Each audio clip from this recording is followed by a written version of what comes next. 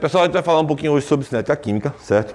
Que, na verdade, na quarta unidade dos quartos bimestres da gente, do terceiro ano, os conteúdos obrigatórios que estão previstos são conhecer...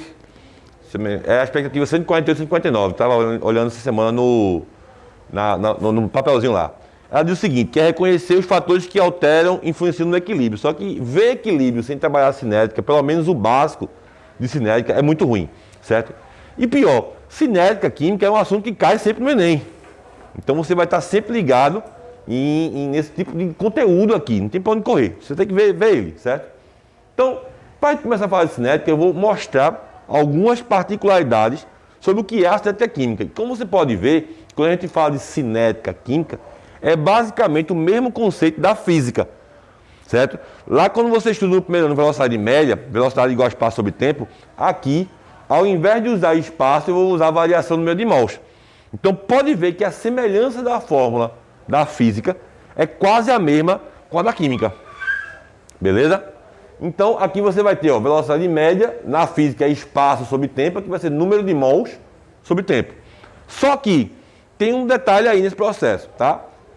Esse tipo de fórmula aqui, eu utilizo ele quando eu preciso saber, por exemplo, montar um gráfico.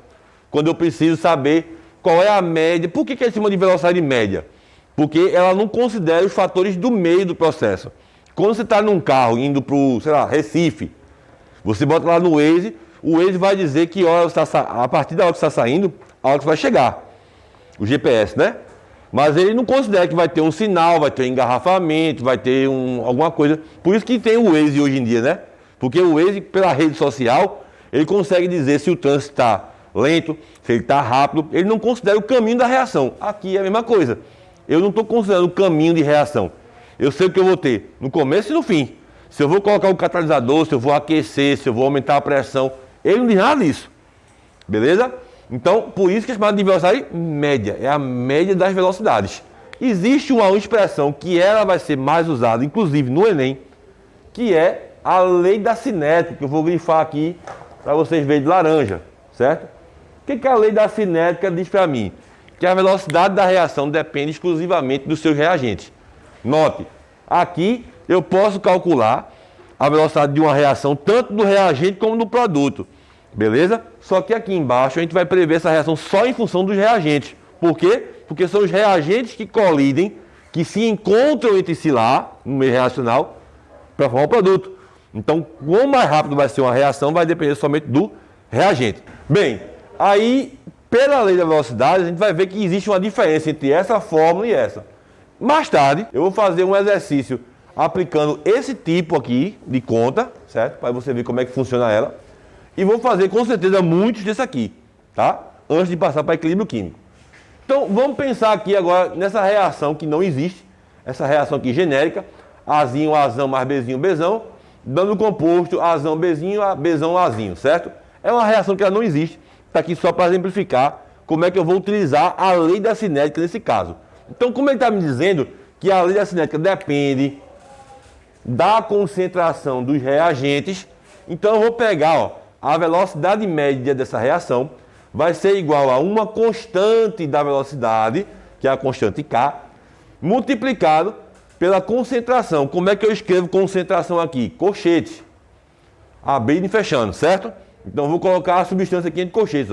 Então, concentração de A elevada a uma ordem, que eu vou chamar aqui de M, e vou explicar depois o que é isso, vezes a concentração de B elevado a uma ordem N. O que acontece? Esses valores M e N, na verdade, são a influência do reagente na reação, chama de ordem de reação. Tem reações químicas lá que não importa, por exemplo, o reagente B está participando do processo, mas ele não faz muita diferença. Então a gente meio que desconsidera ele vai ter ordem 1. Já, por exemplo, o reagente A ele é muito importante para a reação, então ele ganha outra ordem, entendeu? Esses números aqui são determinados por outros fatores, tá certo? A única condição em que a ordem de reação é também esses valores aqui A e B, que eu vou mostrar a vocês na reação aqui a pouco no exemplo, certo? A única condição em que esses reagentes A e B aqui vêm para cá desse valor de MN é quando a reação é de primeira etapa, ou seja, reação de etapa única, que é difícil de acontecer. A gente sempre vai encontrar reações que elas vão ter pelo menos 2 etapas, 3 etapas, sempre sendo uma rápida e outras lentas, vamos dizer assim. Beleza? Então, essas reaçõezinhas aqui, esses valores aqui, todos eu vou mostrar depois em exemplos práticos para vocês verem, tá certo? Então, olha só, como é que a gente aplica essas expressões que a gente acabou de ver, esses conceitos que a gente acabou de ver, certo? Aqui no valor da questão, no enunciado de uma questão qualquer, certo? E aqui eu vou pegar um exemplo para aplicar esse negócio, né? Então, ó, em uma experiência, a reação de formação da amônia, que é o NH3, eu não coloquei aqui, a amônia é o NH3, certo? Está aqui embaixo. A partir do N2 e o H2, nitrogênio e hidrogênio, está ocorrendo com consumo de 12 mols de N2 a cada 120 segundos. Calcule, nesse caso, calcule a velocidade média de consumo do N2, isso aqui foi o que criei, não estava na questão, e a letra B, estime a velocidade de consumo do H2. Nesse exemplo da letra B aqui, eu vou colocar, eu vou aproveitar para aplicar o conceito de estequiometria na cinética, tá certo? Então, para responder a letra A, vou colocar aqui a letra A para a gente responder, ele pede a velocidade média de consumo do N2, tá? Então, para eu descobrir isso, eu vou aplicar diretamente aquela primeira fórmula lá. Velocidade média, ΔN sobre ΔT, certo? Então, velocidade média, certo? Vai ser igual a variação do número de mols, que aqui eu já tenho direto, sobre ΔT. Velocidade média vai ser igual a, esse N aqui minúsculo, tá? Melhor. 12 mols, 120 segundos. Então, vou colocar aqui 12 mols, 120 segundos. Isso eu estou considerando, tá? Que aqui eu tenho a média já, certo? Está ocorrendo na média a 12 mols a 120 segundos, que são 2 minutos. São 2 minutos, né? Cada minuto tem 60 segundos. Então, ó, ficaria com 12 dividido por 120. Quanto é que dá isso aqui na resolução? Então, velocidade média vai ficar aqui 1 para 10, não é isso? Velocidade média igual a 0,1 mols a cada segundo de N2, né? Isso é o consumo do N2, ou seja, essa reação está consumindo 0,1 mol de N2 a cada 1 segundo. Se ele consumiu 12 mol de N2 a cada 120 segundos, ou seja, 2 minutos, ele vai consumir 0,1 mols de N2 a cada 1 segundo.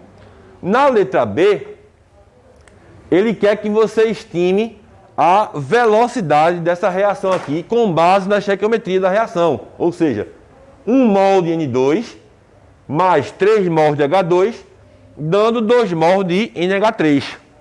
Então, como é que eu vou calcular a velocidade de consumo do H2 se eu só tenho a do N2? Que aqui ele só me deu, ó. Deixa eu grifar aqui para vocês verem. Ó, ele só me deu o N2. Ele não me dá o H2. Eu tenho que estimar pela estequiometria da reação, pela proporção dos reagentes. Então, como é que eu vou fazer isso? Aqui é 1, né? Não aparece, mas é 1. Então, vou trazer para cá, ó. 1 mol de N2 mais 3 mols de H2, dando 2 mols de NH3, certo? Então, como aqui eu tenho na proporção, ó. 1 mol, 3 mols, 1 mol, 3 mols, 2 mols, certo? Então, como é que vai ficar aqui agora? Como eu estou dizendo para mim que ele já está dizendo que eu tenho 12 mols de N2 a cada 120 segundos, e eu já calculei aqui que eu tenho 0,1 mols de N2 por segundo, se eu colocar aqui, ó, 0,1 mol, N2, viu? Presta atenção aqui, ó, N2, tá certo? Então, ó, se 1 mol reage com 3, 0,1 mol de N2 vai reagir com X. E se eu quisesse ainda saber de amônia, eu poderia colocar aqui um Y e fazer aqui 2 regras de 3. Então, ó, se 1 mol está para 3, 0,1 estará para X igual a 0,3 mols. E, Bruno, se tu quiser saber o valor da amônia, como é que tu calcula? Mesma coisa, vou colocar de vermelho, ó, para você ver, Y.